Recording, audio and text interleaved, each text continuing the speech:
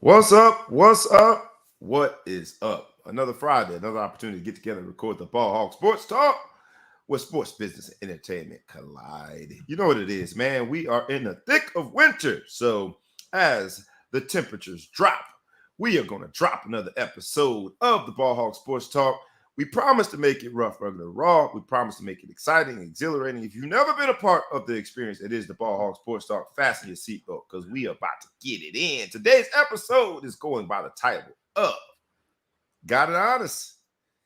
And if you were from down south, I didn't realize it was a southern term until I said it to someone. They looked at me confused, like, what does that mean? I said, man, my son got it honest because he's a precocious little young man, which means he bad as hell. You ain't supposed to say he bad. But everybody tells me in my family, you know what? He got it honest because he act just like you. Today's episode, we're going to talk about how sports, business, and entertainment stories are in this situation where a lot of people got it honest. So we promise you it's going to be exciting. It ain't the whole crew, it's two of us, but we going to bring the whole funk the way that we do. Fasten your seatbelt. With no further ado, boys and girls, men and women, cats and rats, whatever we want to say, the Ball Hog Sports Talk is coming to you. So let's go. Wake up, wake up, wake up, and stay woke, because this is the Ball Hog Sports Talk with your boy, B. Brown, ESQ, a.k.a. the Ball Hog, a.k.a. the Mouth of the South. This is the place where sports, business, and entertainment collide. And we're going to give it to you rough, rugged, and raw, so come get you a spoonful, like some grits with butter and salt. You know how we do it in the South, y'all. Make sure you do not get caught in your feelings. Strap on your seatbelt and enjoy the ride. Come on, let's go.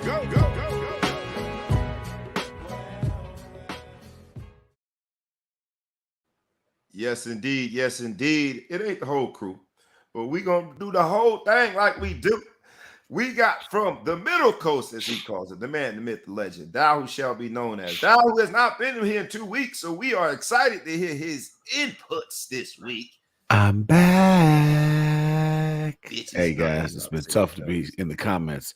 You guys, I keep trying to talk to the phone while I'm in the comment section. Voice to text, it's not really working out. It doesn't hit the same. Voice to text doesn't hit the same as talking live and having you guys have to stare at me and look at me, check me out. I got my loud sweater on right now, so you can't miss me. My man dropped a diaper dam, but I had to come out, keep it real, put my new stuff. You know, when you do talk shows or whatever you want to call this stuff, you want to call this podcast or whatever you want to call it, you start to get self-conscious about your wardrobe. You start saying, man, they don't seen this shirt before. I got to get something new every so often. Like they can't catch you in the same outfit. The same sweatshirt. Like I said, man, I wear this t-shirt about 7 times already, man. So y'all catching me, man. I don't have 52 shirts. We do 52 weeks shows. I had to take 2 weeks off just to go buy a new sweatshirt, just to do like a little something. But anyway, I'm back. Missed y'all, man. You know, I tend to be a little talkative when I miss people, so I'm going to talk a lot today. That's a good thing, man. We like when you talk, and talkative is a good thing when it comes to what we about to get into, because this week's episode of Got It Honest, man, it's a whole bunch of things to talk about. ETP is on the road, so he won't be with us this week. It's tough to get 3 very busy, accomplished, present company excluded. Out among these accomplished men, it's hard to get everybody in the same place at the same time, but we gonna get it. What that really means, y'all, Bobby about to put in for 2 weeks vacation. You see how I set that up? PTO. I got the PTO sitting there. I got the button ready to hit. But man, let's talk about some things this week, man, because this week's episode has Got It Honest. And you're one of those people that had to let me know that that's not a common term, Got It Honest. I thought it was. I thought everybody said that. I thought you were saying that he had a real legitimate job. I didn't know where he was going with that. Right. But Got It Honest is a phrase that we use down south that means essentially like you got it straight from the mud being your family lineage, the mud being your dad. You act just like your mom, you act just like your dad, or even say in terms of looks, we'll say he got it honest because he looked just like his people. In this case, Got It Honest, we're going to talk about some stories, man, in terms of the DNA of certain athletes. We're going to talk about a Got It Honest in terms of certain conversations that were had this week that landed people in some hot water. And so let's start with that in terms of Got It Honest. And we'll start with Ed Reed. Because Ed Reed went on social media, as he rarely does, and we can see why. Ed Reed went on social media and not only said some things, but also showed some things about Bethune-Cookman. Now, I am a very proud, you talk about Got It Honest, I'm very proud byproduct of Bethune-Cookman when it used to be Bethune-Cookman College. My mother went to Bethune, and she told me all the stories about Mary. Never been the same since it became a university. never turned back. Never been the same. But when I heard my man Ed Reed go in on, not Mary McLeod Bethune, he was very reverent and respectful for the founder. He talked about how she, basically got there with 50 cents, and he told the story just like my mom used to tell it. So I knew that he had done his research. So let's give him credit for that. But then he also was very transparent when it came to the facilities. He was very transparent when it came to the circumstances and the abandoned buildings and all the trash. But now it turns out that his conversation wasn't well received. He was very transparent when it came to the university not having him under contract, despite him trying to get things under control. And now Ed Reed, because he trashed Bethune-Cookman University, as it is called now, has been trashed by that same university. They've decided not to honor the negotiations. There wasn't a contract, but there was some negotiations in good faith. They've decided to cease those conversations and not proceed with putting him under contract, therefore moving on from Ed Reed. Ed Reed this week appeared on Unfiltered with Roland Martin and probably should not have appeared on that show. He did appear with a representative. He said his spokesperson. Kinda. But he decided to overspeak him. He looked like, and I said this last week, he looked disheveled. And that's his choice in terms of how his appearance is. But then he sounded disheveled. You even questioned if he was drunk. I love Ed Reed. I tell you what. I'm not a big the U fan. I'm not big on that stuff. I don't really, these little kids now, to me in the NFL, they little kids now, right? Whatever. Ed Reed's younger than me, whatever. Man, he was one of my favorite football players. I love the way he played the game. Right. He was smart, aggressive. I just like the way he played the game. I really didn't know Ed Reed, though. Like, I couldn't tell you that, Prime Time gets involved in this. I feel like I know who Prime is because he's just always in front of the camera. Right. Ed Reed really hasn't lived a life like that. When he does interviews and stuff, he's always really reserved and quiet and a man of few words and whatever. So I don't really know his temperament. I was put off a little bit by the way he conducted himself in this interview. Now, I'm not one for getting out here. Which interview? The interview that he interviewed himself, or his friend had the video on him, or the interview with Roland Martin? And before you answer that, I will say to everyone, like we say every week, humbly, we ask you kindly, ain't gonna cost you nothing but about 3 seconds. We ask you humbly and kindly to like, comment, share, tag a friend, tag a foe, tag anybody that you know, and please subscribe to both our YouTube channel and our podcast. My man Tony Sands with Get Sensational Training. Tony Sands all time. I was going to ask him about that name. NCAA record holder rushing is in the building. He says, "What's up?" We say, "What's up?" Back. Like reminds us to tell everybody to hop on in. Now with that, I throw it back to you, and you can go ahead and answer the question. Which I don't even know the question. So the question was which interview? Both of them. This is the one I'll say. They both of them. So look. Prime, we got it. I hate to bring Prime and everything, but you had to draw the parallels because this was a byproduct of kind of the movement that Prime started. I appreciate that Bethune-Cookman kind of took that momentum and said, "We're going to get you.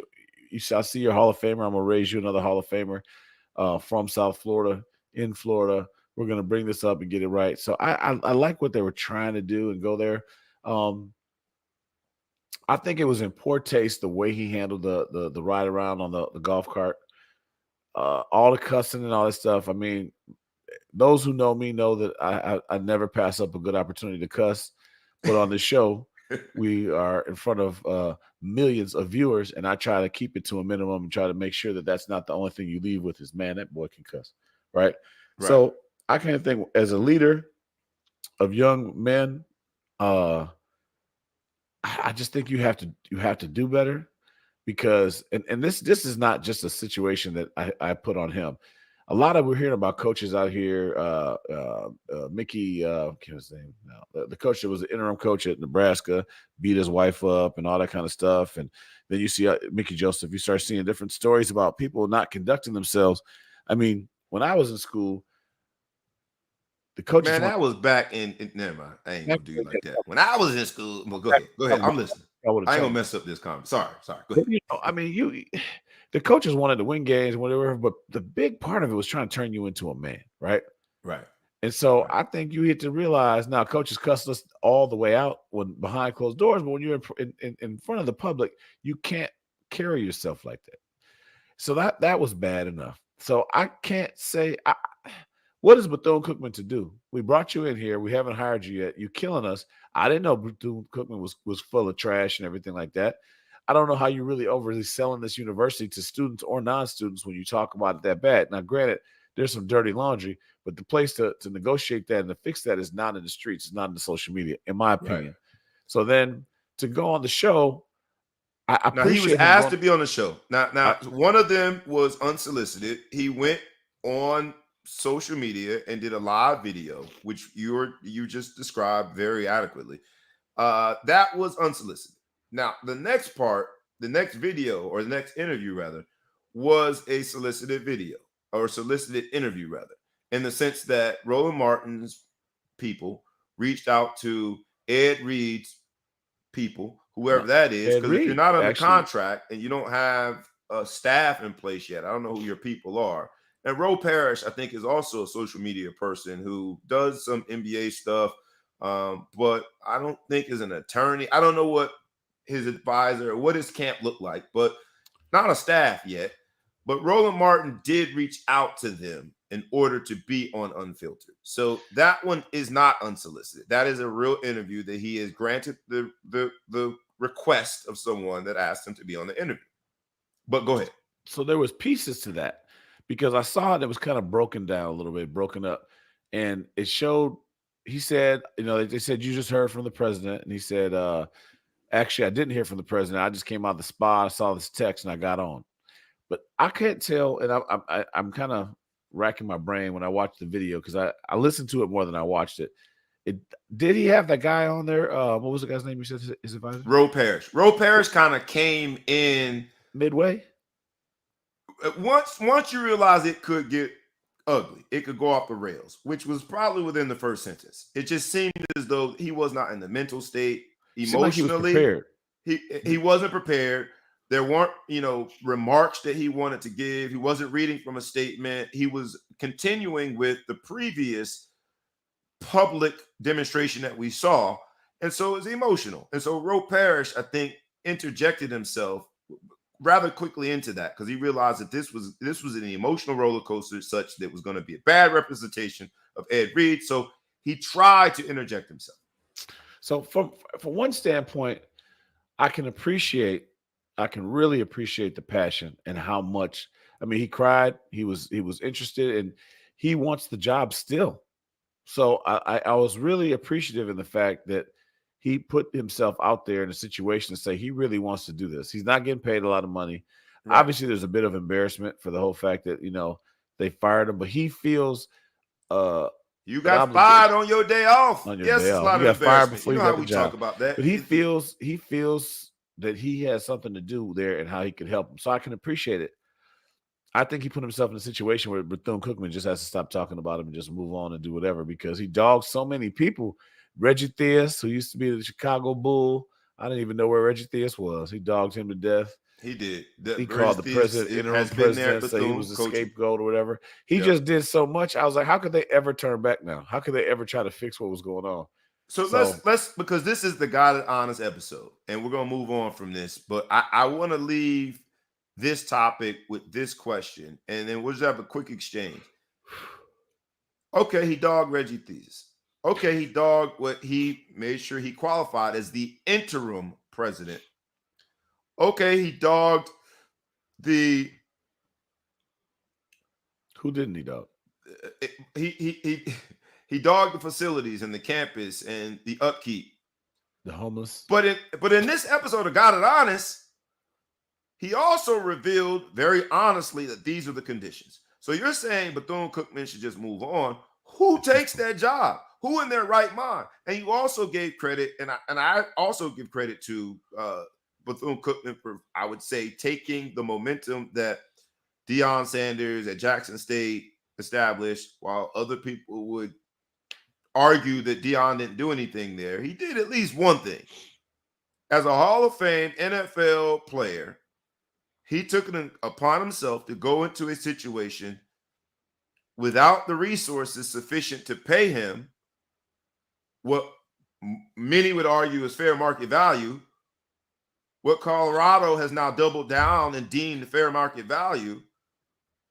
He also took money out of his own pocket and made sure that some of those kids had not equivalent resources to Florida State where he went to school, but better resources.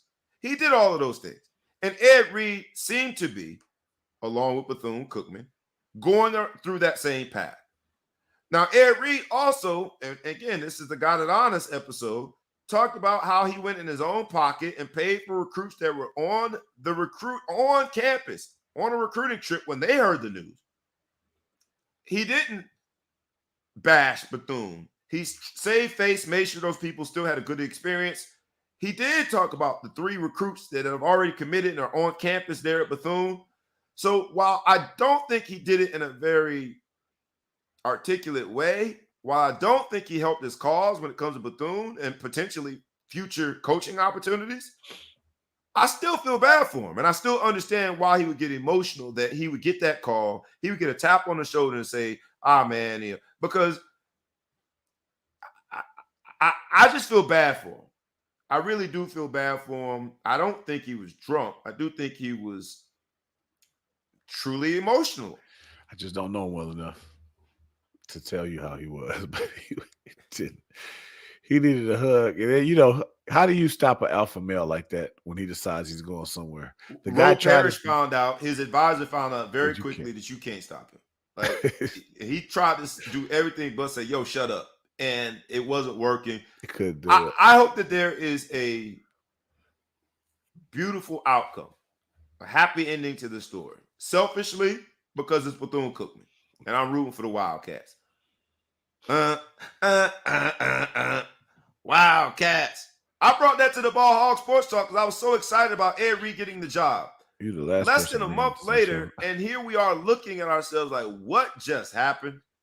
And while Ed Reed personally is going to take a lot of blame for it, and he should wear the black eye of not communicating very well and effectively and responsibly, if you are indeed going to be the leader of men, young men that are looking to you to design their own lives. So I agree with you there. The truth of the matter is I think that this is yet another setback. And I hate that it's going to be Bethune-Cookman that is in the driver's seat of this setback. But it seems like another setback for what is the college football landscape among HBCUs. Because I'm not taking that job. We can talk about what Ed Reed did. Say again? Do you think they should have fired him? I don't think they should have fired him. I think they should have probably had some form of a mediator to come in and try to calm things down. That same mediator should have gotten them to the point that there was an employment contract. That same mediator probably, or the university, should have put him in the hands of some form of a PR team.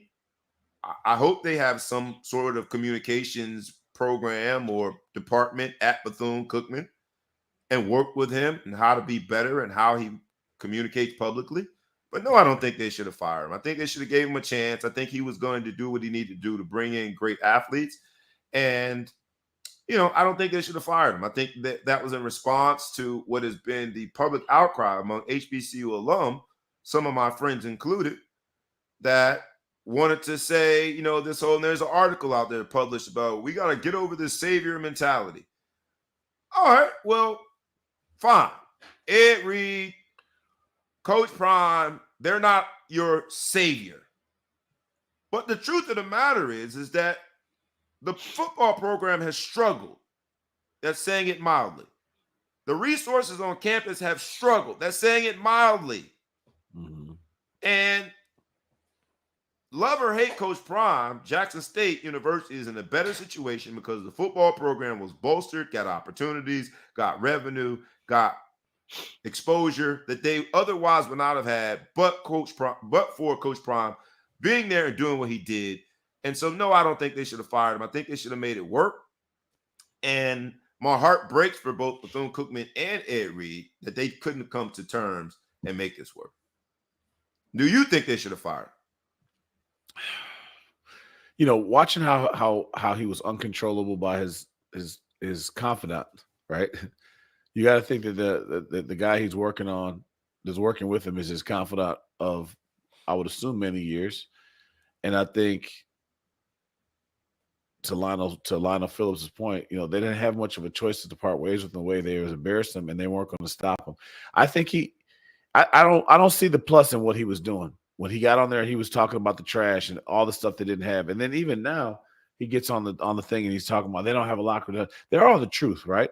But they're not in a position to just change the stuff overnight. And I don't think you dogging them the way that you were publicly helps anything. I left. I've never been to Bethune-Cookman, and I'm like, damn, that place is awful. I went from not having much of an opinion. I've been to Bethune. It's not. It is not Notre Dame. The resources are underwhelming compared to Notre Dame. But I mean, that's a lot of places. That's a lot. So you're saying that he exposed them? He exposed them. What was the upside? Let me say this. And my good friend Emmett Mosley, we always say this in every situation. What was the upside? There was no upside. Was this? But exposure is both embarrassing, right? That's the front side of it. Yeah. But it also can be enhancing because those facilities, right? In order to improve those facilities is going to require resources from outside of the normal channels that Bethune-Cookman has relied on. And so I don't think Ed Reed, and he didn't seem very articulate such that he had designed the plan to get there, but he never got to the point where he could now turn the embarrassment into let's get some enhancement from the same people that I've showed. Here are our conditions. Now you got to come help. Coach Prime did the same thing. He just got the opportunity to bring in the resources. And look, Edrin James posted on his social media that it's unfortunate that Bethune is not going to get access to all of the help that Ed Reed had planned to get. I think there was a check that Charles Barkley, somebody, or Shaq was planning to write.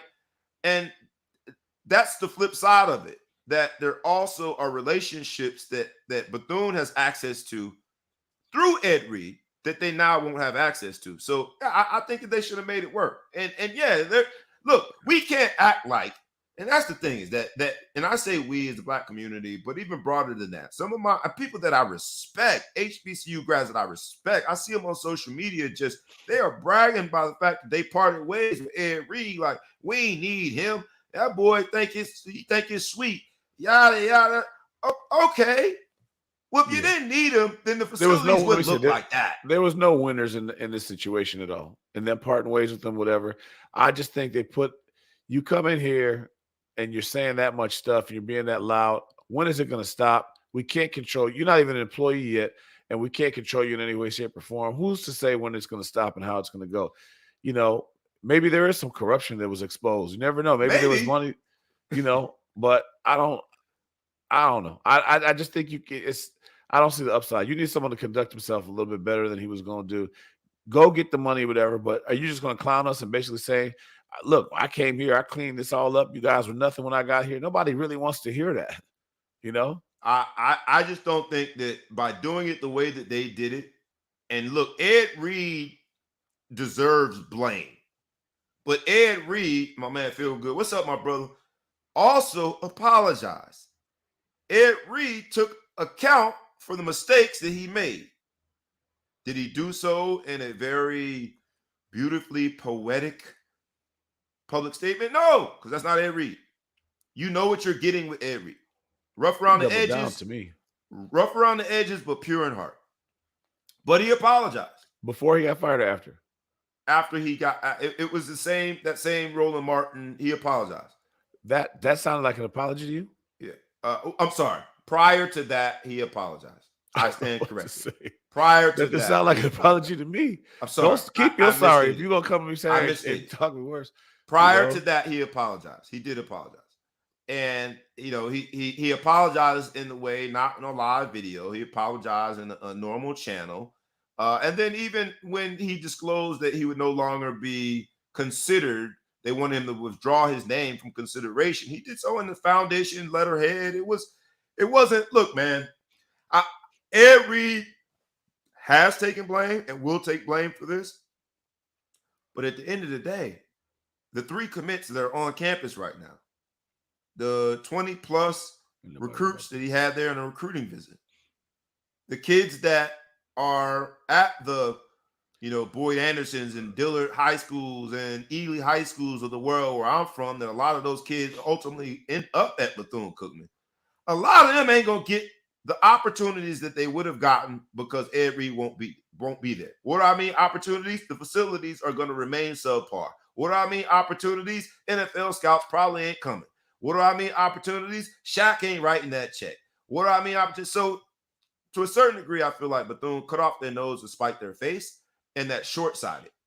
And I think we need to think way more long-term when we make decisions that affect not just the kids that played last year, the 3 kids that are on campus now, the recruits that were on campus for that recruiting visit when Ed Reed figured out that he wouldn't be the coach, but the kids that ain't even there yet, right? Like, we got to think a little beyond just the moment. So that's my 2 cents on it. Hey, good luck. I will always be a Bethune fan. Not because of anything Bethune has done, because my mother on a daily basis told me that story about Mary McLeod Bethune showing up in Daytona with 50 cents and 1 shoe. I messed up the story. And they still had that budget, 50 cents and 1 shoe budget. And how long can you survive on that? On 1 shoe. Our pride as a community sometimes just goes in a weird direction. So we so proud that how dare he expose how messed up this situation is. Well, if we was that proud, it wouldn't be that damn messed up. So anyway, that's my 2 cents on it. Continue to weigh in. I see a few people weighing in. My man feel good. It's way more personal for him to have worn that Bethune-Cookman Wildcat jersey. I'm gonna make sure I post some of these as we move on. What's up, Coach Stead? But yeah, man, that's my 2 cents. I'll give you final word on it as I post some of these, and then we'll wrap it up. Big Flo?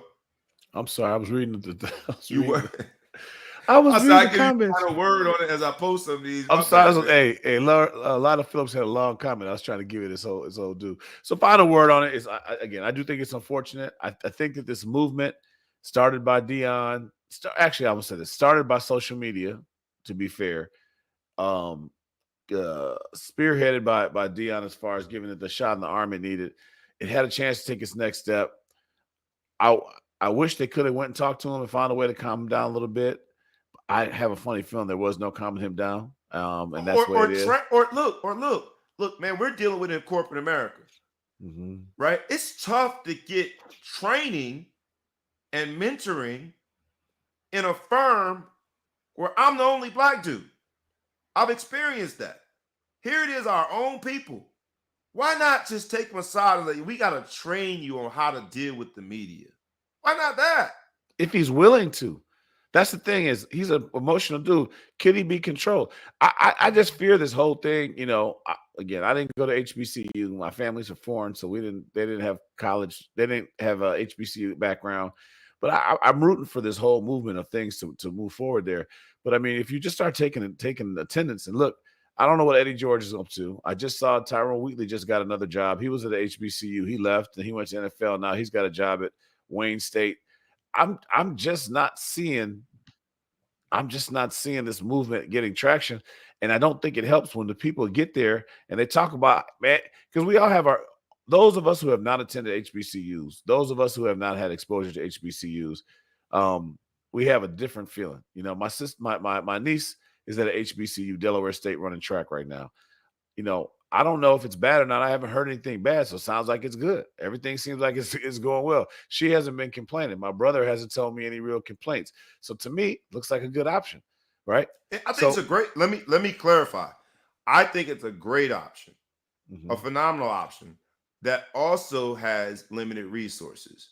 Those two aren't mutually exclusive to me because I have been blessed to mhm, know family, friends, neighbors that graduated from Bethune, administrators, principals, teachers, most importantly, my mom. So I don't think those are mutually exclusive. I think you can have a great opportunity and have a place that is limited in its resources. But Lionel Phillips said it, and I would agree. All the people that have taken to social media and have been as vocal as Ed Reed was on social media, celebrating that Ed Reed got fired. We celebrating that the brother got fired. I just hope that I wish we could create some stipulation that every time you post it, you also had to donate $1. Because at the end of the day, the resources, limited as they are a reflection of people not investing in that same university. If you can invest the 10 minutes to write some long diatribe about how Ed Reed ain't nothing and Coach Prime, they can't save us, we got it, then the endowment shouldn't look like lunch money. The endowment, pocket change. Shouldn't pocket jingle when you change. shake it. We talking Mhm. about, like, at some point, be the change that you seek. And Ed Reed wouldn't have any grounds to say what he said. But I got to be honest, he kept it honest. Probably too honest, but I wish that they would have put him aside, trained him, and say, hey, we got to do better when it comes to public, public communications. I just wish they would have done it a better way. And, hey, What you know what though? In fairness to Ed Reed, I wish they had cleaned up the damn trash. I mean, the stuff that Ed Reed was doing, picking up trash, cutting grass, they could have been doing that. So he was offended. He got out a little out of pocket. They could have prevented that. I guess. I mean, you got a new head coach. If you got somebody coming to dinner, man, you clean you clean the house, right? You got this new guy coming in here trying to do something. The least you could do is clean trash. But as a result, I know there's homeless people walking through campus. I know they don't have a locker room. I know that they don't have this, they don't have that. I mean, but they'll cook. But with all due respect, you just don't need to call here for any of the children. my man I Glass was, Park, you funny. Ed Reed needs a little couple of toes, so he really appreciates the HBCU experience. Feel Good also points out, and I appreciate you guys. Continue to like, comment, share. But this input from the live audience, and he points out, and so did Ed Reed, is that to get the termination after the transfer portal has closed and you've accepted kids in already, to me, you're increasing the number of air quote victims here. There are kids on campus that are there because of Ed Reed, and he seemed genuinely, also emotional, but he seemed genuinely impacted by that. And that he had gotten because these they couldn't go commitments, anywhere. gotten these kids to change their lives because of him, and he would no longer be there. So I wish there could be a different outcome. I hope all parties move on from this. We shall see.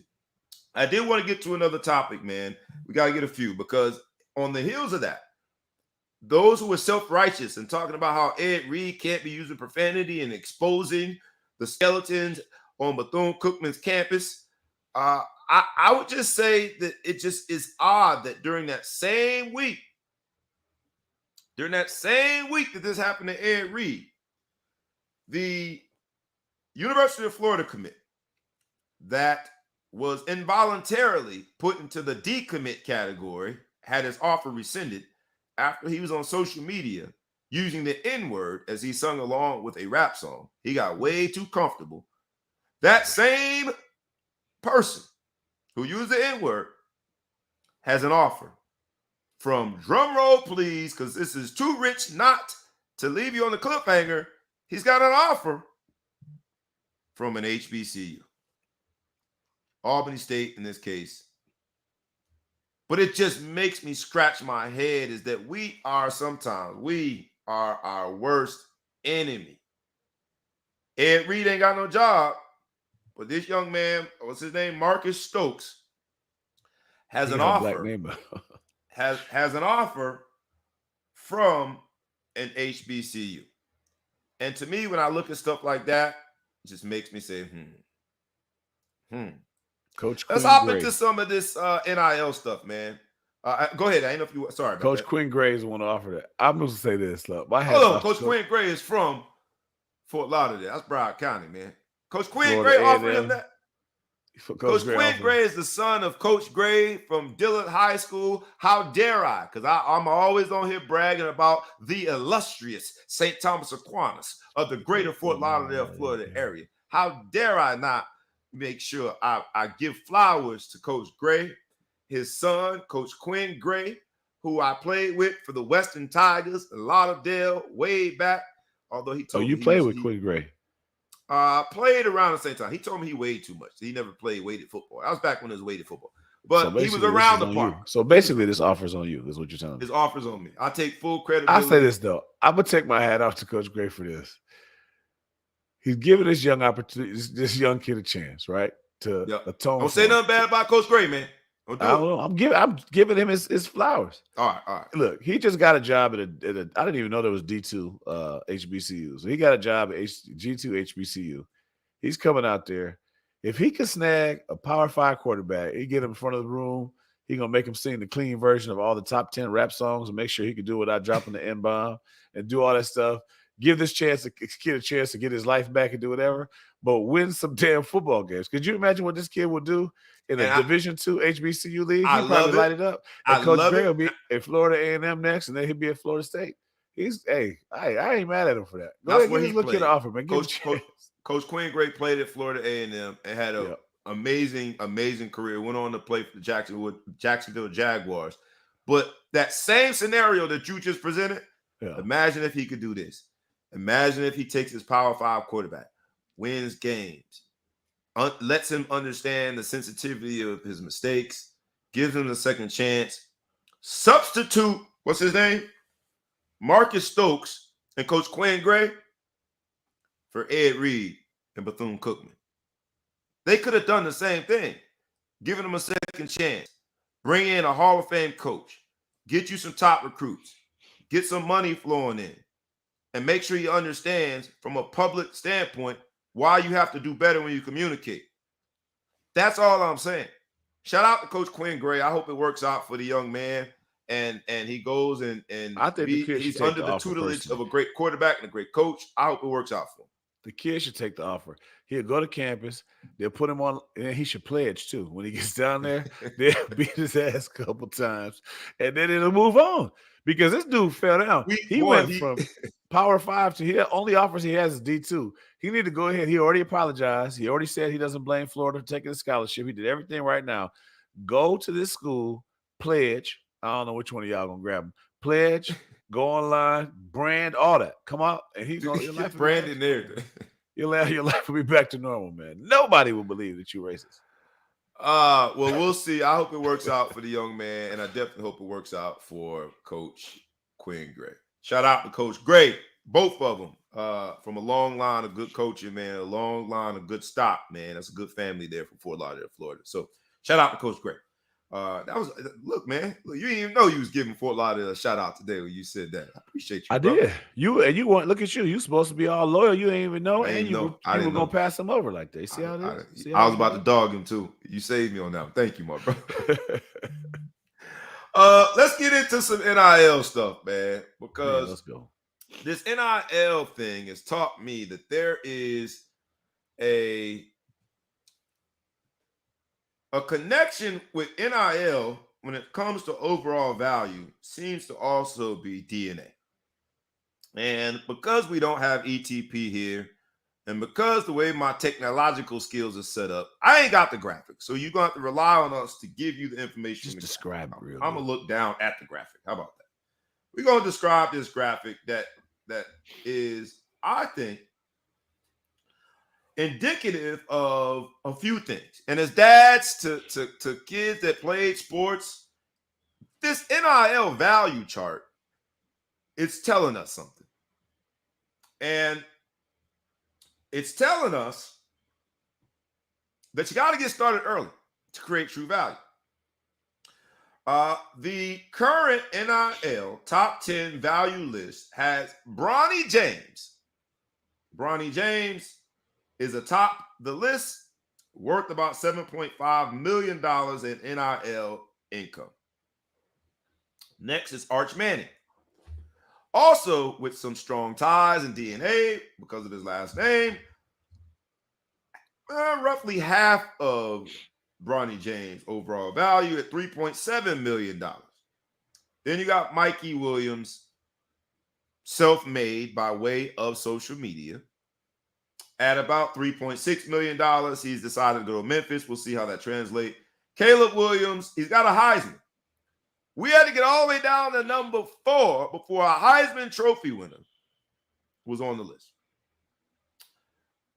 Then you've got Livy Dunn, who we talked about, the gymnast from LSU, who has used social media and her, how do I say this the right way? She is definitely used beauty in order to don't hide. Create There's no reason to hide about it. No. All right. I mean, I want to make sure I say it right. You said it right. Beautiful. You didn't say nothing like weird. You know what I mean? Because she's half your age. You said beauty. I know. That's why I'll make sure I tiptoed around that. I wouldn't mess around that. I mean, follows her on Instagram. Does he? Yeah, he unsubscribed in order for us to gotta do it real quick. That was slick as hell. But anyway, y'all so lucky I went on the show that day. Then you got Shador Sanders, obviously, Coach Prime's son. Marvin Harrison Jr., again, DNA. Hansel Emmanuel, that is the. So what you're trying to say is the reason why my son's not on the list is because of me? Is that what we're none yet? Is that what we trying to get to? It's my fault. No, but I was gonna get to this because then I'll give 9 and 10 is starting to feel some type of way. How do you say her name? Lee from Auburn, the gymnast, and then you got Drake May from North Carolina, who seems like he's been playing for 8 million years. Look at all those family connections. Family connections and social media seem to be the things, the drivers to NIL. Now, we talked about NIL. We said this was great savior, to use the savior analogy thrown out there by some of my friends. I said I didn't believe it because it's a third-party payer. You are kicking the can down the road. The institution should be the one paying these athletes. Second, I said there just ain't a lot of money out there for people to be paying. Even at the professional levels now, right? People are rethinking bringing on a spokesperson and paying them all types of money because it hasn't translated to all types of sales. Mm-hmm. And so I think that this list supports that, but also says to me that social media is important. I've been someone that's been very reluctant to build a Instagram page and a campaign for my son. I'm struggling with that when I look at this list because it seems as though the people that have done it, Mikey Williams being the highest on that list, Michael Williams is self-made. Michael Williams is a household name for no other reason than he posts regularly, more than regularly, super regularly on steroids when it comes to social media. Every 2 seconds, he has a video. He does his reels. He's constant. And he has built a following, and that following largely because of the celebrity friends that he has gotten by way of his social media presence. It seems to me that I had it wrong, and I can admit that. In this episode of Got It Honest, I'm just trying to be honest here. What say you, man, to that dad out there? Because the ship hasn't necessarily sailed on my son, but the person that approached me and said, hey, man, we need to do this Instagram page. Look, your son was an All-American in track, came and was within a shot of being a national champion in basketball, AAU, but still ranked number 6. And now they won a national championship in football. Do you realize what we could do with his social media page? And I sat there blindly and I struggled with the decision because I'm like, I don't want to objectify my son, man. And now I'm looking at this list and you tell me, do I have it wrong? And other dads that think like me, do I have it wrong? And keep it real with me. It's the Got It Honest episode. Be honest. Am I the dummy? Because future NIL deals are contingent upon making these moves now. What say you? First of all, you might be a dummy, but this is not why. Okay. So let's just. I like that. I'll take that. Here's the thing. People always talk about, man, you pay me enough money, I'll do anything. Right. But are you going to do it well? So if it's not in you, my son is an introverted kid. And I always try to get him to do social media stuff. My son, if you ever look at his social media, is at I don't even remember what it is anymore. I'll post it one of these days. You look, all of his posts are about other people. All of his stories are about other people and whatever. That's just because that's who he is by nature. So if your son did something good, he knew your son, he's going to post that, but he's not going to post his stuff. So, any accolades he got, you're not going to go on social media when he made All State or Player of the Year or anything. You'll never see him post that stuff. All he does is post his friends. And I kept trying to get him to change it, but that's not who he is. And the more I thought about it, I said, well, if it's not who he is, he's not going to be good at it.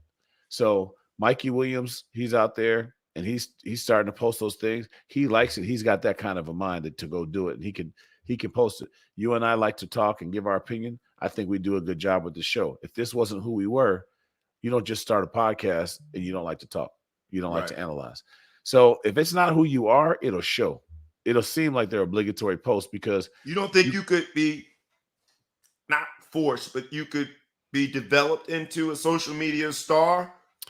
You could, but you also run the risk of changing a kid from how he is today. And you probably appreciate your kid for how he is and the kind of humbleness that he has. What do you really create? So I don't know much about Mikey Williams.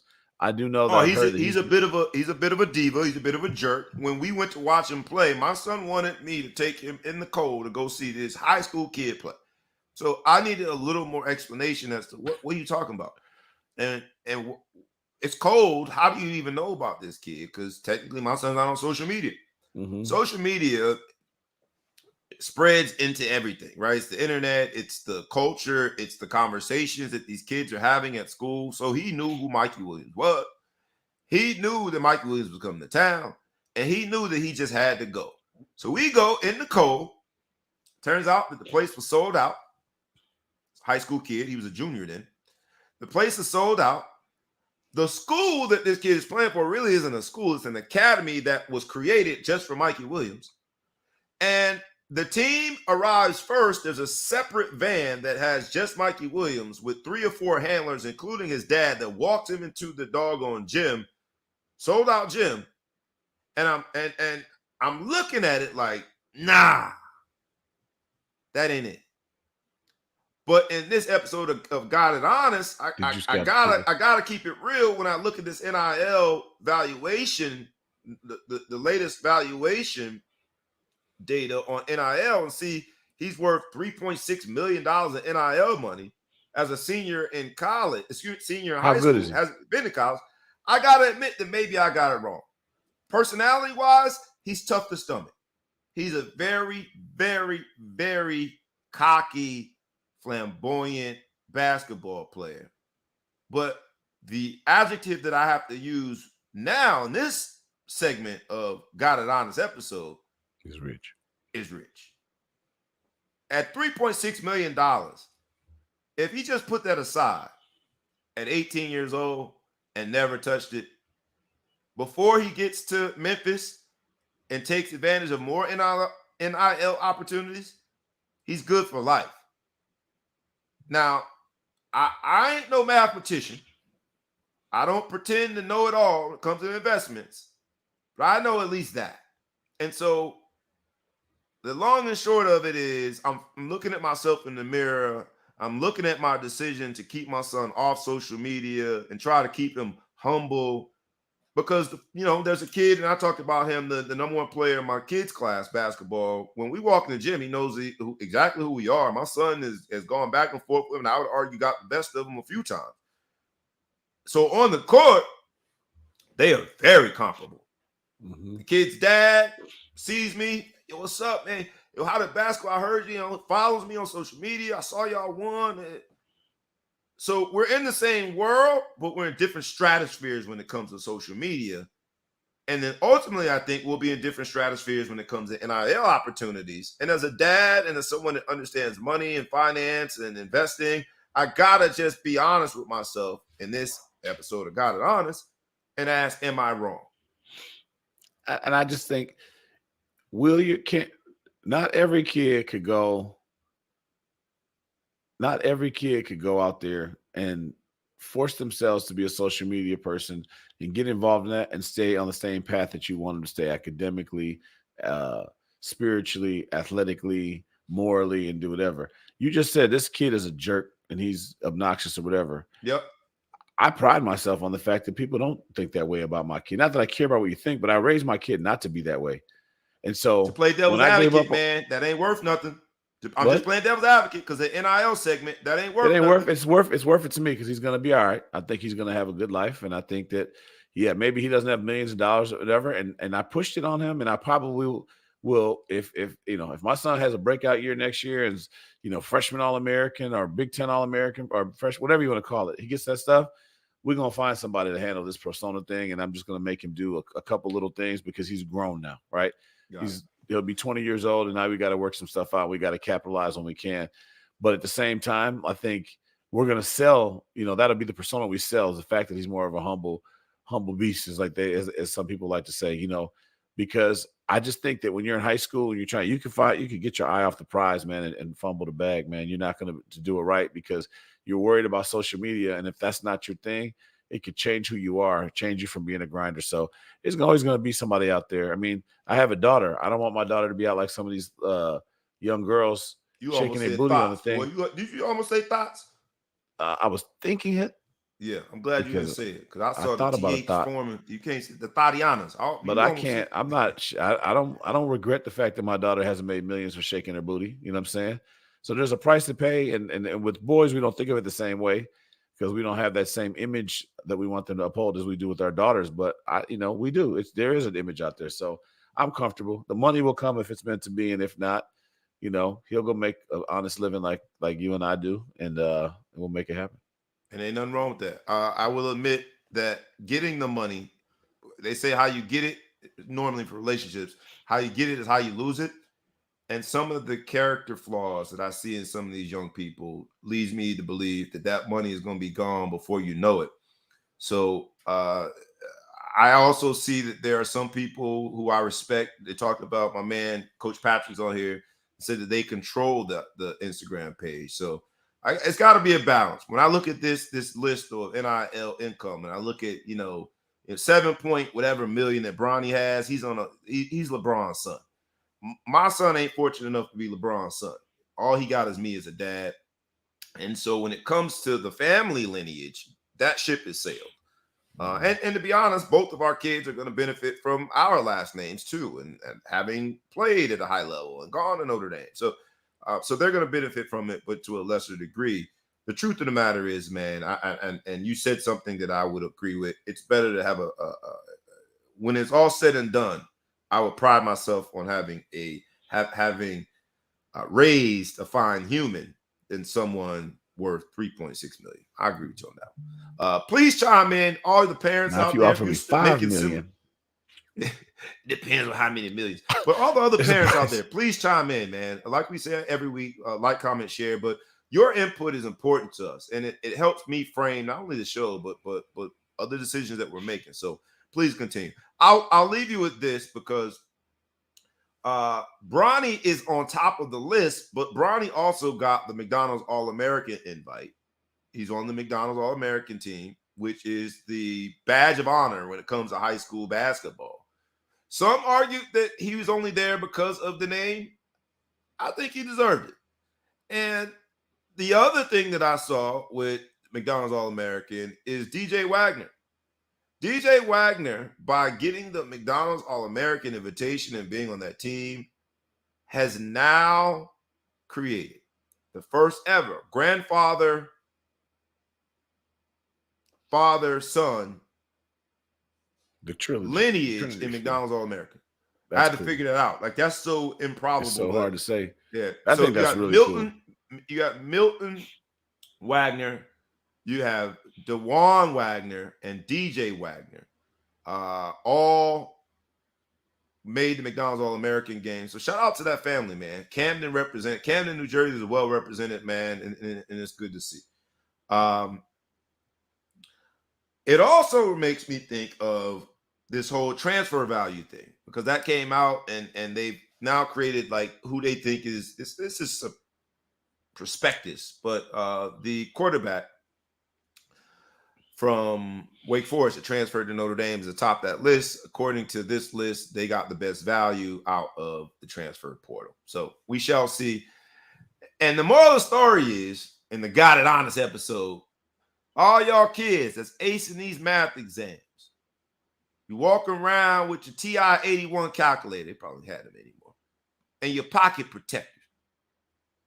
And you sit in a certain part of the lunchroom, everybody thinks you a nerd.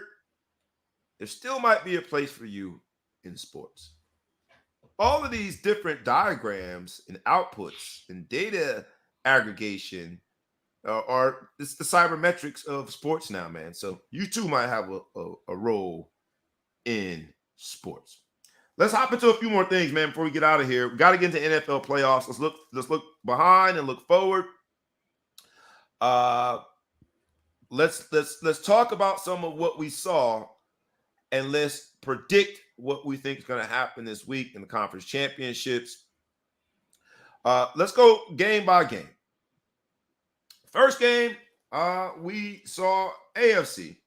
No, we'll start NFC. Giants versus Eagles. That wasn't the first game we saw, but all right.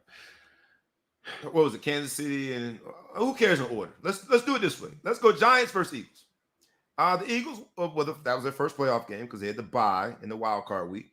And they did what we thought that they were going to do. They pretty much dominated the Giants. They did so without really letting us know whether or not Jalen Hurts was fully recovered. They ran the ball. They ran him a little bit. They let you see he's still getting loose. He got a little loose. But yeah, but I wanted to see him throw. But that's first of all. Would you say the Giants had a successful season? Nobody predicted them to go to the playoffs. They got manhandled a bit in the game. I like to say pistol whipped. It's the way. So you would take the moral victory because we do have Giants fans. We got a lot of moral victory, but they outperformed. I mean, Giants have been trashed for quite some time, and they're starting to get it together. Although now they're going to give up Saquon, supposedly not going to come back with them. So that's the problem is when you don't get. Has that been confirmed? Saquon's out? It hasn't been, but it's been rumored quite a bit. Typically, the internet is right. So look, if you had one injury as a running back, and I've got to make a decision when you're coming off the rookie contract, I'm moving on. But several injuries? We'll see. I mean, but at the end of the day, that's the problem. It's tough. Is that you have to hit so quick in football now. So that was like, this is the year things come together. Now you're about to break it up. So I don't know if, and look, moral victories to me aren't worth a damn thing. But I do see the Giants fans have taken pride in it. So we'll see. We'll see how this sets them up for next year. The Eagles. Do you think the Eagles, because you had the Eagles, they have now advanced to the conference championship. All right. They will be playing the 49ers. The 49ers did what they had to do against the Cowboys, but they didn't look dominant. From an NFL standpoint, this has been probably the model ideal playoff year that you could imagine. All the games were competitive again this past weekend, but for the Giants, that was the only one-sided game. The Cowboys, let's go in parts. Let's start with the Cowboys. Cowboys get beat by the 49ers. How about them Cowboys? How about them Niners? What do we think about Dak Prescott? It seems like Mike McCarthy has fired everybody but himself on that staff. Jerry Jones is saying all the right things, but Dak Prescott, for what he's getting paid, has. But then where do they go? Because Dan Quinn did decide to come back, and we have the Cowboys segment because they tell us that they are America's team. Dan Quinn is coming back as defense coordinator. But other than Dan Quinn and Mike McCarthy, almost everybody else got their parking spots taken. Also known as they got fired. Are the Cowboys positioned to finally take the next step? We've seen they flirt with success. How can you even say that? Elliott probably was going to have to take a major pay cut if he comes back. What do we think the state of the Cowboys are? If they're going to be America's team, we got to talk about them. Are they going to be, going into next year, even a favorite to win the division, let alone the conference? I mean, nothing says trash and rebuild like 6 position coach. I had to go through. There's only one position coach that didn't get fired. If maybe, and that's only if one of the coordinators doesn't coach a position on the side. I don't know how it is in the NFL like that, but 6 position coaches. I mean, you got rid of everybody. That just because Jerry Jones didn't want to have to fire McCarthy and feel like he succumbed to public pressure. But I mean, Dak got to go.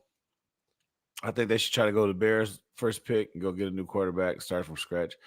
Dak just doesn't. He just always shows up and throws a big pick in the big game every time. Never ceases to amaze. He led the NFL in picks with missing 5 games, which is ridiculous. He just always throws them at the wrong time. I don't know that I hate them, so I'm happy. I hope they don't make any changes. So they're snake bitten. No, the team just can't get right, man. If can't get right was a that might be football their team. new nickname. Can't get right. If can't Appreciate get right you, was Mike a Zarn, football for team. joining in, my brother. Enjoy That's your a new weekend meme. too. Somebody put that together, man. Give me a little credit. Can't get right. That's their new nickname. All right, so let's talk about the winners, because the losers are going to be what they are. They're going to be in Cancun. Cancun on 3 is the new fun exchange when they talk about teams that are out of the playoffs. Cancun on 3. But the 49ers look good, man. They didn't look great. The 49ers have been, since early in the season, they have been the odds favorite to win the NFC. Then they have injuries at the quarterback position. And they got someone who's real pretty. They got Brock Purdy comes in, steadies the ship, does what he needs to do. Everyone is saying he's like a la, Joe Flacco. He ain't going to win the game for you. But because of that defense and all the weapons he has around him, because of the coaching staff that he has in place, he ain't going to lose it either. Having seen them play against the Cowboys, I got to admit, man, they look real vulnerable. Real vulnerable. It's tough for me to pick them to win this game. I think the Eagles win it. Tell me I'm wrong. Do you think the 49ers do the unthinkable with a third-string quarterback, Mr. Irrelevant, essentially run the table? Since he was inserted, they have never lost. Unstoppable. Can they run the table with Brock Purdy, win the NFC, and make it to the Super Bowl? If we take the Eagles-Giants game and look at that, and then we look at the Dallas 49ers game, I mean, as much as I can't stand Dallas, they're a formidable opponent, right? So they beat them, but they're a formidable opponent. The Giants overachieved this season and just remembered who they were. They remembered they were the G-men. Remember the Giants. They remember the Giants when they got to the game. The Eagles have had a lot of games that just they didn't look like the team that should be winning the Super Bowl this year. You're just like, eesh. Losses, barely wins, different things. So, but to their credit, after Jalen Hurts was hurt, I mean, they had moments, but they look good when Jalen Hurts was clicking on all cylinders. When he got hurt is when his last start they lost, right? Who they lose to? Somebody trashed. You gonna make me? I don't know. I mean, they had only lost one game with him as a starter. Then he got hurt. I don't remember. I don't remember. Yeah, they got hurt. I think they lost to the Commanders. They lost to somebody they weren't supposed to lose to. Somebody they weren't supposed to lose to. Or Arizona. They lost to a losing team. Yeah, and I think that's probably the game I watched from start to finish. So I was like, ish. So I don't know. I think you're in the playoffs. None of that really matters at this point. You know what I mean? Right. We don't have a veteran. Except for Mahomes, right? We don't have. I mean, I guess you got to give the guy from the Bengals, Cool Joe, whatever, Cool Joe Burrow. But we don't really have this like perennial. You're not going against a Tom Brady. You know what I mean? You're not going against somebody like that. So to me, this is a great situation. It's all bets are off, man. Who cares what you thought? Whatever. Who are you going to be this weekend? That's what it matters. And I believe anybody can win. My money is on nobody. That's what my money is on. Whoever the dog is, I'm betting on that. Yeah, I think Eagles, I'm gonna go with 17-16. Yeah, they had some moments where you scratch your head, but at the same time, Eagles, Bears 25-20. Because you think the Bears are terrible. Trash. I wanted you to say that. Cowboys, Eagles 40-34. Cowboys. Eagles, Packers 40-33. I mean, like, come on, man. There's a lot of little stuff going on. 32-21 Commanders beat them. So they're not Eagles, Cardinals 2017. Come on, man. It's a lot of stuff in here. Make you beat the Lions by 3. Beat the Browns, the Browns. Hey, now. You're going too far now. That's preseason. That's preseason. My bad. Look, I'm taking the Eagles, though. The 49ers finally showed me well, go ahead. that while you do have Deebo Samuels, while you do have Kittles, Say again. Kittles. You have Kittles, right? He You balled have McCaffrey. You have, I always mess up his name. African last name, wide receiver. I'll mess up his name, so I'm not going to try to say it. And you got Brock Purdy. I still gotta go. I just feel like the Eagles, it looks like their year. I think Jalen Hurts is getting healthy at the right time.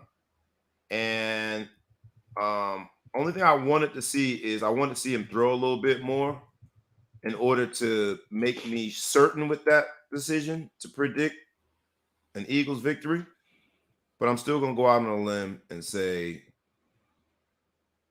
Eagles over the 49ers for the NFC Conference Championship to advance to the Super Bowl. There, I said it. Brandon Ayuk is the one I was trying to say. Ayuk did. Was that Street Fighter? But I'm gonna go bang bang Niners gang. You going Niners? All right. Bang bang. Let's go. Now we gotta go to the AFC because we had all of that NFC stuff, but the AFC, I thought, and I picked the winner of the AFC was going to win the Super Bowl. I said that. Now I'm not so certain. After watching Buffalo lose at home to the Bengals, a game that had a lot of emotional connections to it because of the Damar Hamlin situation, because on that Monday Night Football, those were the two teams that were playing when they suspended that game and ultimately canceled the game because Damar Hamlin was on hand, although conspiracy theorists have said that wasn't him because you couldn't see his face. Like why? He's dead now? Is that what we said? People just make up stupid Just repeating what people said, man. I don't know. And this Got It Honest episode, I got to be honest, Buffalo, to me, has been the most disappointing, great team all year. I thought they were going to run away with that game because of all the emotions. I picked them to win it. And yet, Joe Cool as the other side of the pillow, comes in inclement weather and dominates early. Buffalo made a game out of it. But it seemed from beginning to end that the Bengals were just a better team. So that shocked me. And now the Bengals proceed to go play Kansas City. Kansas City prevailed at home against Jacksonville, Sunshine. While I did pick Kansas City to win, I thought that they would struggle. They, being Jacksonville, struggle more. They played well. The NFL's got to be happy with this playoff year. This has been amazing. Super happy. Every game has been right. You got the divisional round where Sunshine and the Band, also known as the Jacksonville Jaguars, a big underdog, but they go in and they play well at Arrowhead Stadium. So now we have Joe Cool going to Arrowhead Stadium, a rematch of last year where, I got to admit that my man, Patrick Mahomes, was underwhelming in that game and made some questionable decisions, especially at the end of the game. That same Patrick Mahomes is literally limping into this AFC Championship game with an ankle injury. I know we see him at the collegiate level play on one foot, a la Byron Leftwich, who got fired. But he reminds me of Byron Leftwich, how he plays on the one foot, or Big Ben Roethlisberger. Those injuries with certain quarterbacks just don't seem to throw off their timing and mechanics. They can still get the ball down the field. Patrick Mahomes has some of that in him. But Joe Cool, man. So I'm going to start with you on this one. Who you got? AFC Championship. Don't stutter. Is it going to be Joe Cool and them Cincinnati Bengals that represent the AFC in the Super Bowl? Or does Patrick Mahomes and the crew been a very solid, consistent cast other than Tyreek Hill, who left this year? Does that crew get it done yet again and advance yet another Super Bowl? What say you, Big Flo Show? I'm trying to get all the data I can before I comment on this. Thursday, he explained that he felt comfortable with how Mahomes was moving out of the pocket.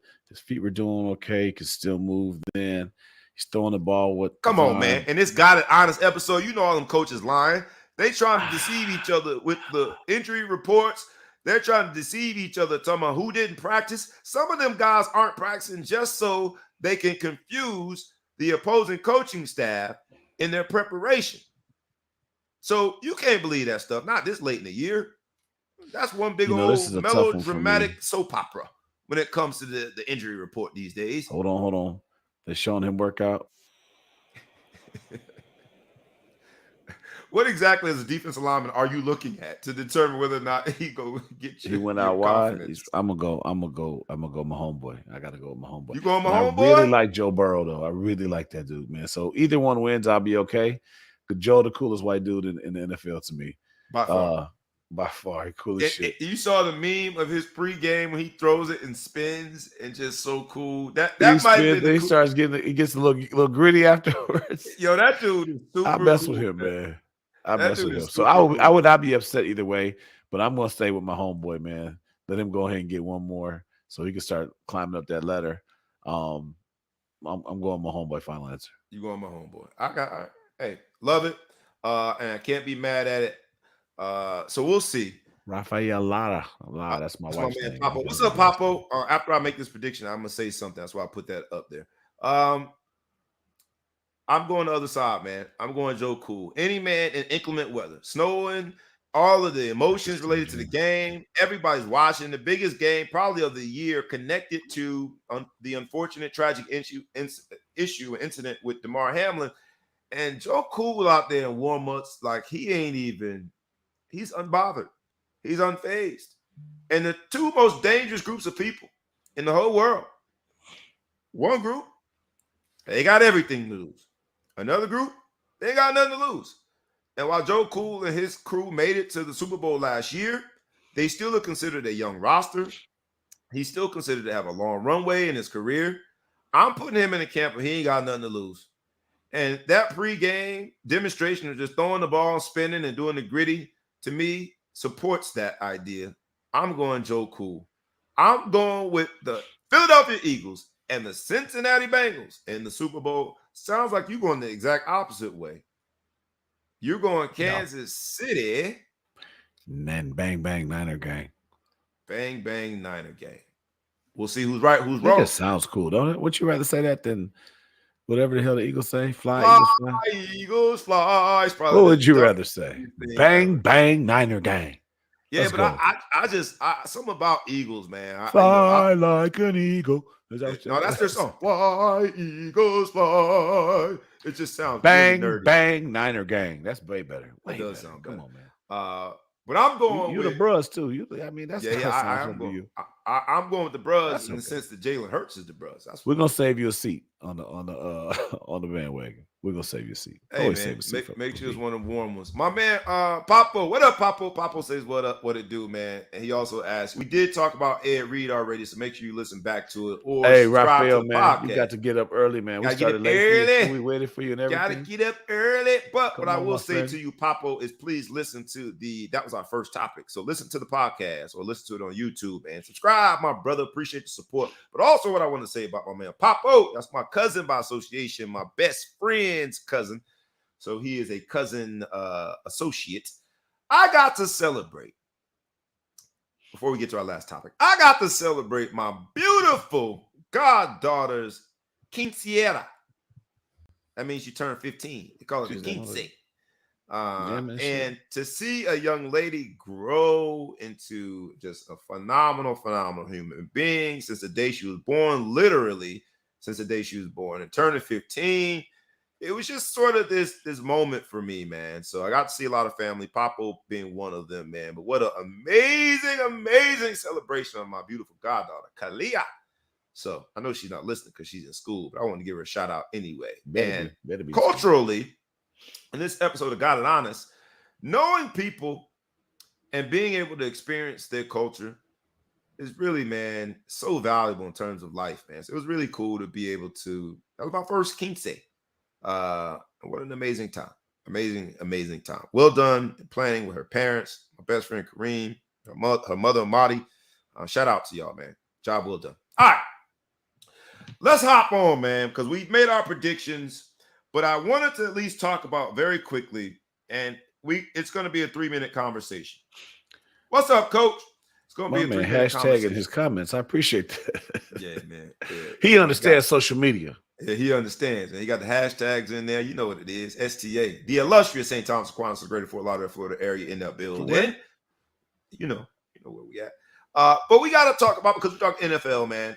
Steve Wilkes, who took the 1-4 Carolina Panthers, and for the remainder of the year, after their coach Mark Rule got fired, he took them to a 6-6 record and made them playoff worthy. They were in contention for the playoffs. Yes, the worst division in football, but they were in contention for the playoffs. And Steve Wilkes was passed up. They decided to hire Frank Reich, who happens to be white, who happened to also be fired in Indianapolis before they hired Jeff Saturday. Frank Reich was the first quarterback ever in the expansion team of the Carolina Panthers. But Steve Wilkes, the black coach who was passed up, his representatives, a law firm, unlike my man Ed Reed, his representatives, a law firm, put out something that said, essentially, and I want to make sure I get it right, they said that the NFL has a legitimate race problem. Now, you immediately look at that and say, duh. But this law firm, to be so public with it, quick exchange, man.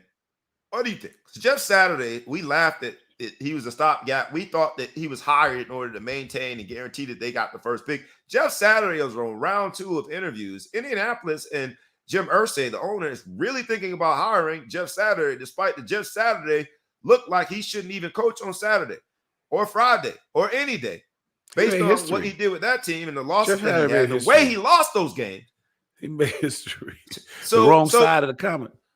What are we thinking, man? Legitimate race problem. His law firm says it, and we know it, but let's just have a quick exchange on it as we go into another year of NFL coaching carousel, and Steve Wilkes passed up for Frank Reich.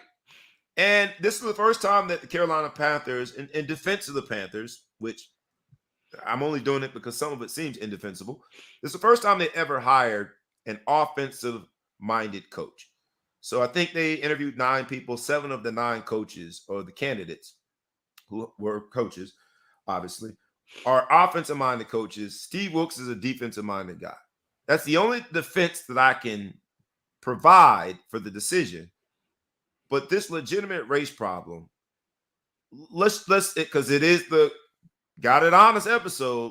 Let's just make sure we got it honest when we talk about it. What say you when you hear a reputable firm that is representing Steve Wilkes put that out in the public space so bluntly? I mean, first thing you say is no shit, right? They had a problem. I just feel like there's no solution for it. There's nothing's going to happen because at the end of the day, you got 32 of the richest people in the country that do stuff. They did not get that way listening to rules. They didn't get that way being dictated to what they're supposed to do. They get that way being bold. And I'm not doing this to compliment them. It's just to say it is what it is.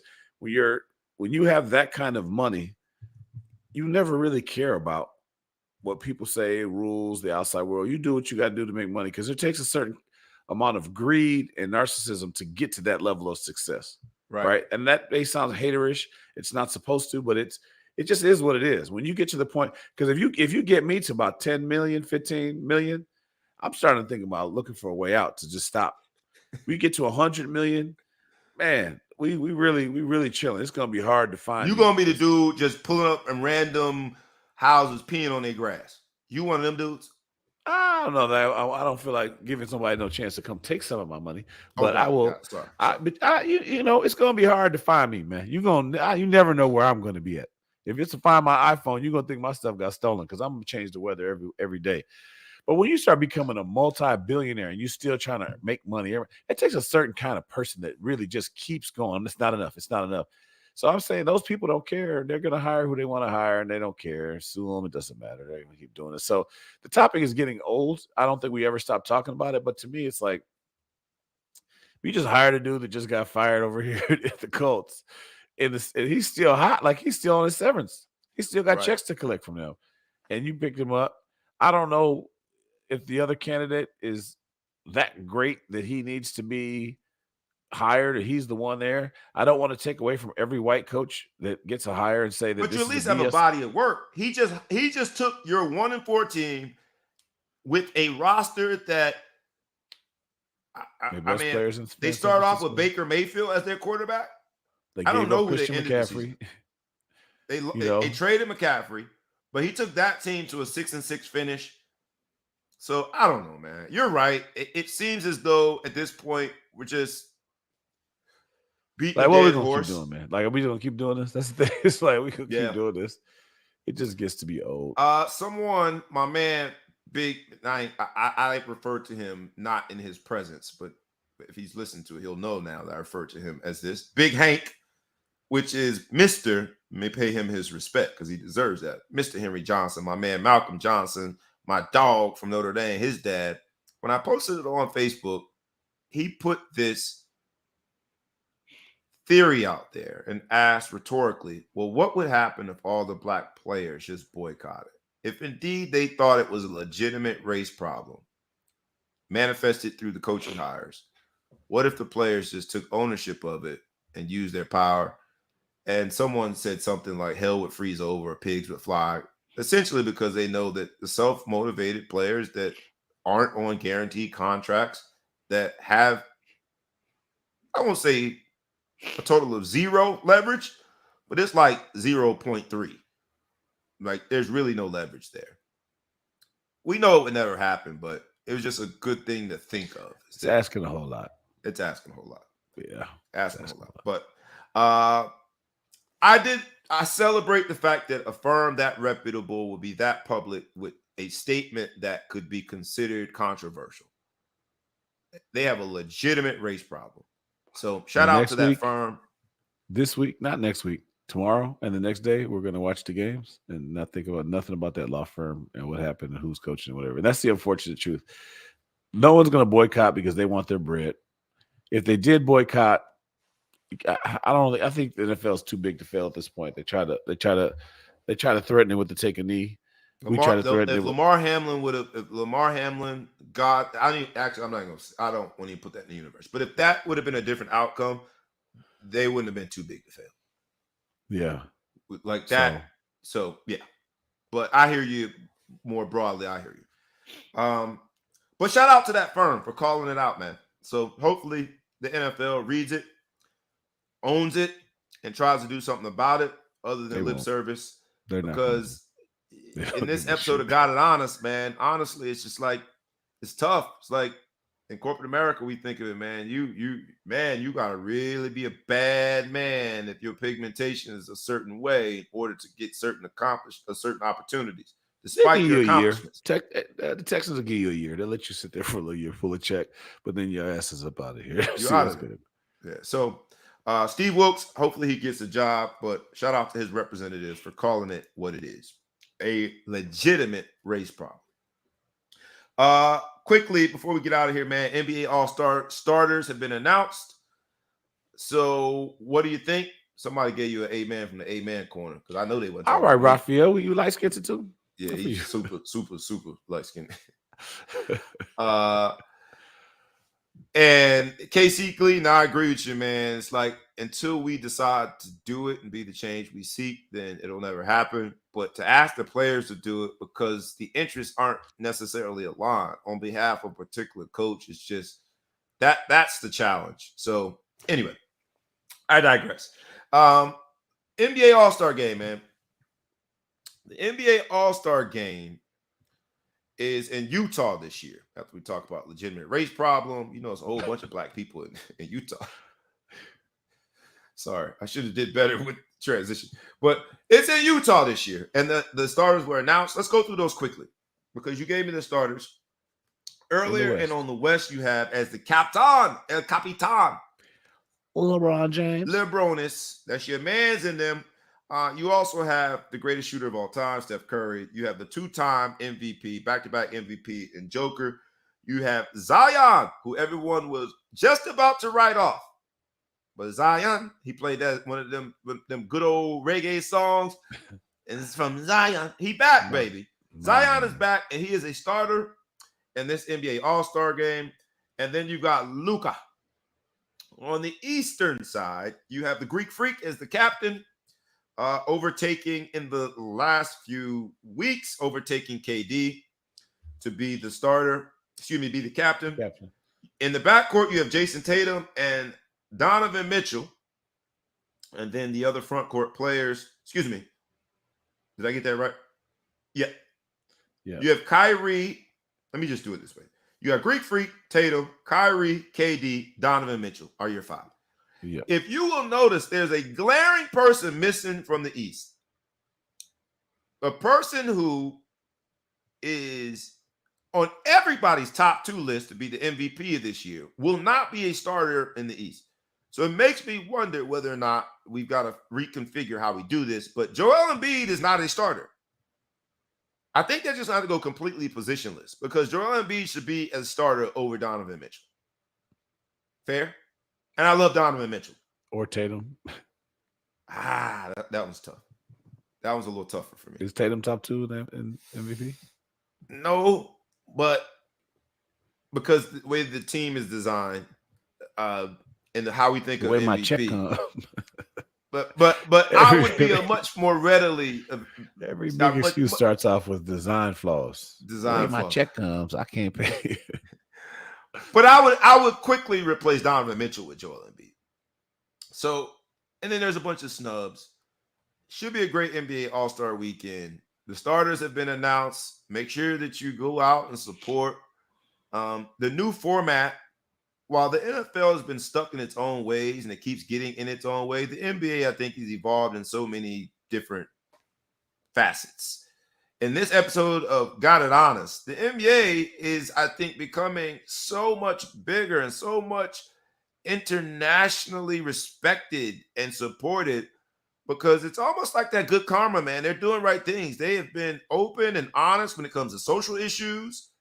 They have done a much better job of trying to increase the number of diverse candidates.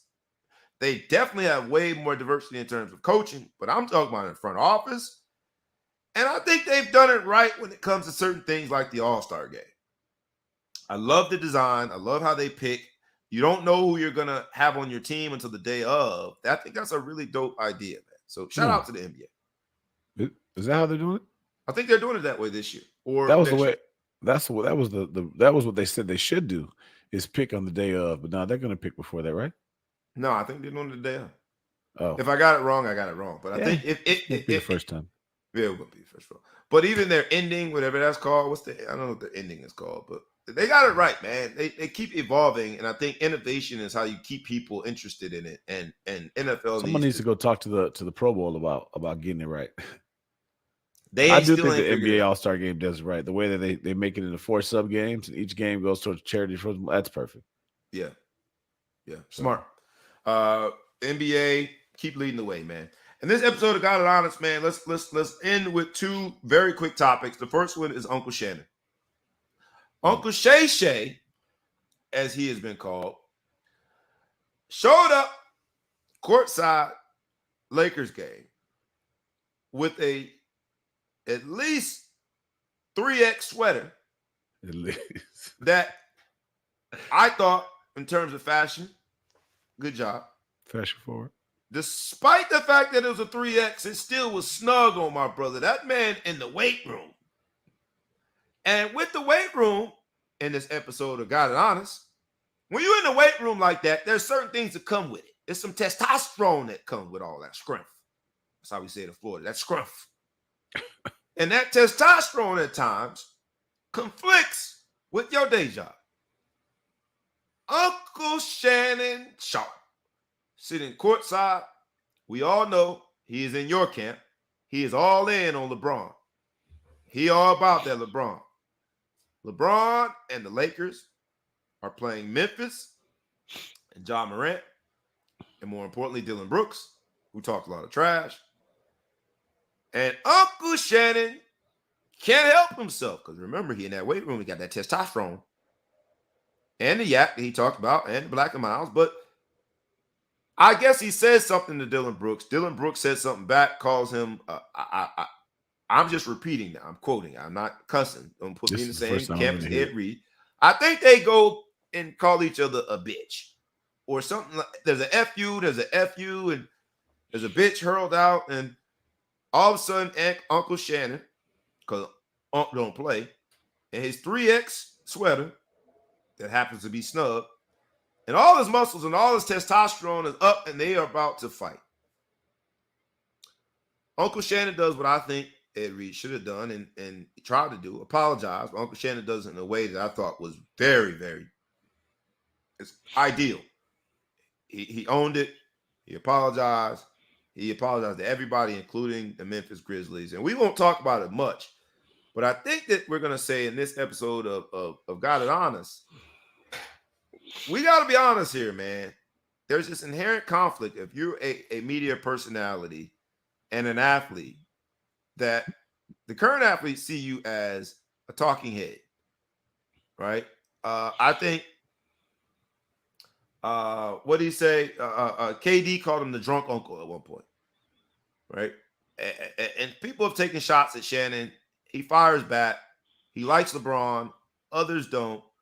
I'm glad it didn't end in more physical altercation, but I think it showed us that smoke. Get out of here. Nobody wanted to get beat up by that uncle on TV. No. You saw the exchange. What do you think of it, man? Ultimately, John Morant's dad got into it, so I didn't know if it was Usher or John Morant's dad, T. Morant. It turned out to be T. Morant this time, and I still have never seen the two of them in the same place at the same time. But T. Morant walked his Usher-looking. What's Usher's best song? Usher. You think it's the best song? What's his best song? No. Two Girls. That was the best one. That was the best one. I don't know if that's the hook. But anyway, T. Morant looked like he just came off a balladeer and some on-stage dancing, walks up to Shannon Sharpe, and it could have got real ugly. What did you think about the altercation? What did you think about the apology before we take it home for the day? I think the altercation is just a lot about nothing. People woofing sometimes. Just think it's one of those things that if it wasn't for national television to be in there, we would just laugh it off. It's just how people get running their mouth to the game. It speaks to the energy of the game. It speaks to the entitlement people on courtside have. They feel like they're really part of the game because everybody's behind them, and it got a little out of hand and people was running their mouth. We've seen Spike Lee have these type of altercations a million times, but nobody's scared of Spike Lee. We see it. We've seen celebrities on the side getting into it with players forever. We've seen regular fans. Jack Nicholson, right? Yeah. You've seen a lot of them. You're right. Getting it, but Unc looks they like don't wear 3X sweaters that are tight fitting though. Yeah. So that man they don't say. Now I'll tell you what though, this, the dude, the one that they have, the guy that looks like he's missing a chromosome. What's his name? Steve Adams. Hey, Unc didn't want no smoke from him. I don't care what anybody say. Aquaman. Aquaman walked over and was the neutralizer. He never looked his way. So there's a lot of people, smoke getters and non-smoke getters. A lot of people, no one wanted to mess with him except for that guy. And Shannon did not fix his lips to say nothing because he knew there was nobody in there that could keep him back. So there was a lot of. Unc does have some sense. He know who to mess with. He got some sense. He never looks his way. But I will say this: I respect a man that could just come back. Sometimes I think people can learn lessons from this. Nobody thinks less of Shannon for apologizing for his actions, right? At the end of the day, if he sees those guys somewhere else, he's probably still going to have words if nobody's around. There's cameras. He's going to say what he's got to go say. But, he apologized. He had class. He moves on with his life. I wish that goofy that's with him on that show would learn how to. Skip Bayless, right? Who did learn how to say still he's has not wrong. Apologized to DeMar Hamlin. He doesn't apologize for anything. He's never wrong. He did this, whatever. And that's why people continue to hate his guts. Nothing, he plays the villain. Then going back over to Bayless, he plays the villain and he wants to be controversial. No one will lose respect for him if he decides to apologize. No one ever gets mad. But, it was a long, lengthy, thoughtful apology. And I think he did a good job with it. And he still maintained his dignity. So I'll give it to him. I'm glad it's over. In ways, and it ain't all about race, but I'm going to say this and we're going to move on. In ways, it's not even a choice. We've been programmed in order to survive in this America that there are certain things that you have to do. There's certain ways that you have to carry yourself. There's certain tactics that you have to utilize in order to survive. And I agree with you. Hats off to Uncle Shannon Sharpe for being so accountable and apologizing unequivocally. But I think more broadly, I think that we're just accustomed to it. We've almost been conditioned that this is what you have to do or else you don't have a chance. There were people immediately saying, oh, man, he about to lose his job. And, it don't make it right, but it makes it real. The awareness that Uncle Shannon had, I think, was right on point. The accountability was right on point. And so hopefully cooler heads will prevail. And if they do see each other in the club, the club owner giving them that good 5 minutes. Like, I ain't gonna let y'all kill each other, but you got 5 minutes downstairs with nobody watching. You really want that smoke, you can get it. And hopefully, if it's T. Morant involved in that, he got Steve Adams with him, or else it could get ugly. It could get real ugly. Debo coming. Who? Debo. That's how he stood up. I wish he would. Last topic, man, quickly. Brian Kelly at LSU. It turns out that Brian Kelly, we're going to say unknowingly, was paid twice by LSU. Same exact amount. They overpaid him. How you overpay somebody on $100 million contract? $10 million a year. 10 years. So what happened is they paid him and they paid his LLC. The exact same amount. Now, we all been in a situation where, like, somebody at a store the other day, I overpaid by $1. I thought she said one number. She said another number. I overpaid by $1. She gave me that $1 back. And I felt good about that. And I said to her, I was like, you know what? There's still some good in the world. And then I read this story about good old BK, who already got some political type of reputation that he's going to do what he need to do for BK. BK then took, now, if it's down to the cent, right? You know, after taxes, it ain't an even number.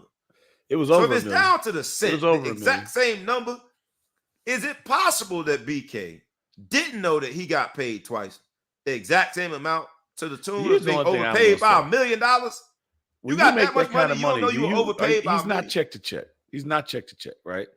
Do you really look at the paycheck when you look at it, or somebody just sitting in there? Now, here's the thing: had he moved the money, if he moved the money around, then you know something's wrong. But if it was just still sitting in the account and it didn't do nothing, so I mean, he gets paid $10 million a year, basically, right? And he got paid an extra $1 million, so it was only a couple checks. Maybe he was busy, maybe he wasn't looking, but they overpaid him by $1 million. But you know what I love about the story?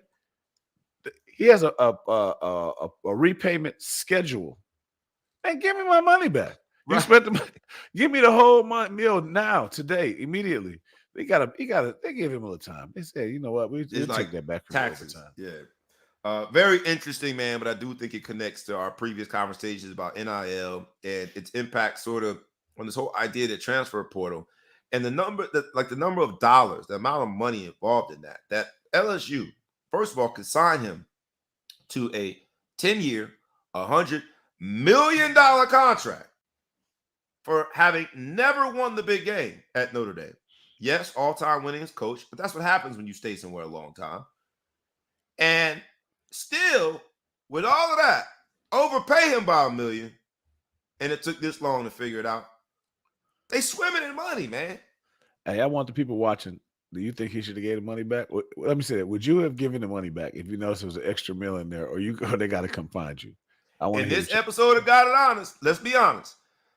If your employer rather, pays you in excess, you know, and it's their problem, their error, $1 million too much, would you voluntarily give it back? I was happy that lady gave me my $1. But I got to be honest with you, if it's $1 million, I wouldn't have been mad at it if she'd been like, yo, he made the mistake. You know what I mean? God works in mysterious ways. That's how church folk would justify it. Would you get that $1 million back? Because that is the dilemma that BK, I don't know who discovered it. Was it BK or LSU? I don't know. But that's the dilemma that BK had to reconcile with himself. $1 million. I'm judging by these eyes. I don't know. My girl, thank you so much for watching. She watches every week. I love her. She's good people. But I'm going to judge by them eyes that she might not have given the money back. No. What say you on this episode of God It Honest? Somebody overpays you by $1 million. Ain't got nothing to do with you. You didn't make the mistake. See, the way my check comes, I start with a story like that. Yeah, I think I would have spent it already. If I'm being honest, that money would have been gone. In this episode of Got It Honest, man, it has been 2 of the 3 of the crew. We have done what we do. We have brought it to you, rough, rugged, and raw. We have done what we do. We have run the gamut of sports, business, and entertainment. The collision happens here. Not the gamut. We left out one important thing, and I got to bring it up because I can't imagine this is going to last very long. What's that? If y'all don't go out there and watch the Power Slap League on TBS on Wednesdays at You 7 don't think it's gonna p.m., last very long? 6, it can't. Have you seen it? It I, cannot I last saw long. I see every week someone sends me like a highlight of someone getting knocked out. I just don't know why you would Please subject yourself to that. watch the show. Please, if you're there, after you finish watching and sharing this, liking it, telling a friend, telling a foe, telling anybody you know, telling your mom about our show, please watch the Power Slap League because they got to pull it. There's no way. And that's Listen, Dana. I mean, so they had to push it back because it was a very untimely launch. Because that's Dana White's league, and Dana White was caught on camera slapping his wife, so they just couldn't do it. that was just promo because when you see this, look, you got to come up there.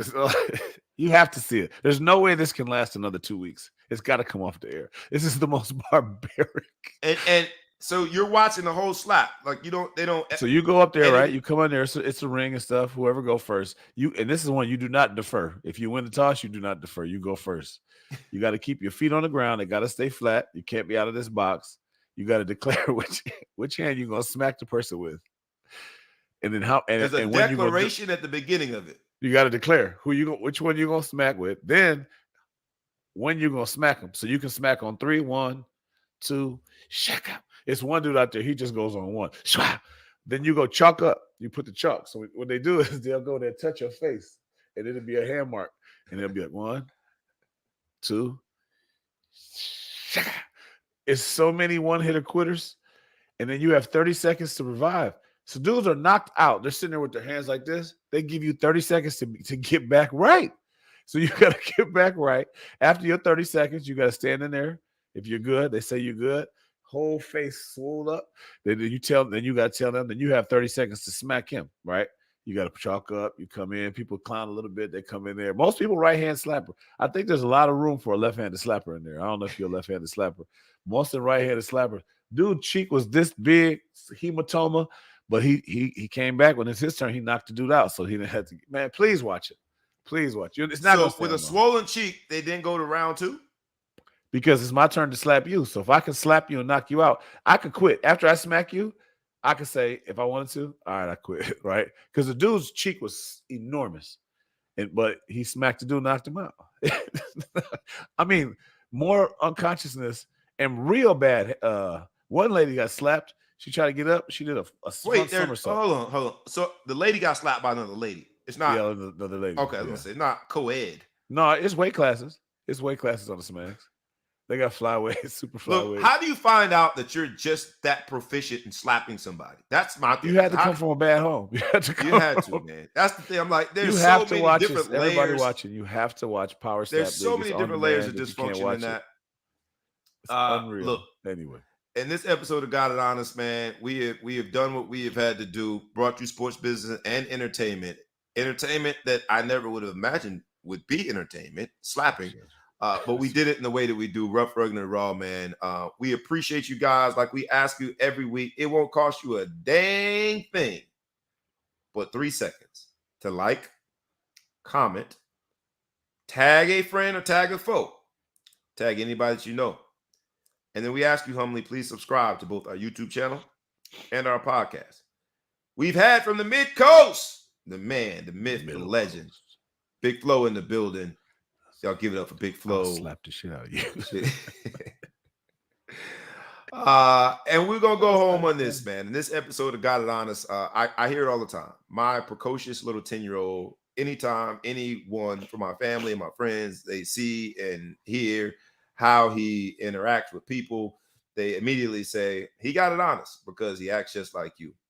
In this episode of Got It Honest, we talking sports business entertainment. We went all the way from Ed Reed and being very honest with his opinion and his feelings and recording the facilities and conditions of Bethune-Cookman and what that resulted in, to the NFL and some of the God's honest truth about the legitimate race problem that they have in hiring. We talked about a lot, and we talked about it in the way that we do, rough, rugged, and raw.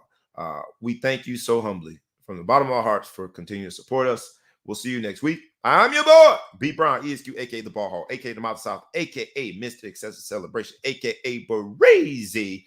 This has been the Ball Hawk Sports Talk, where sports business and entertainment collide. And with that, I gotta do the last part. We is out.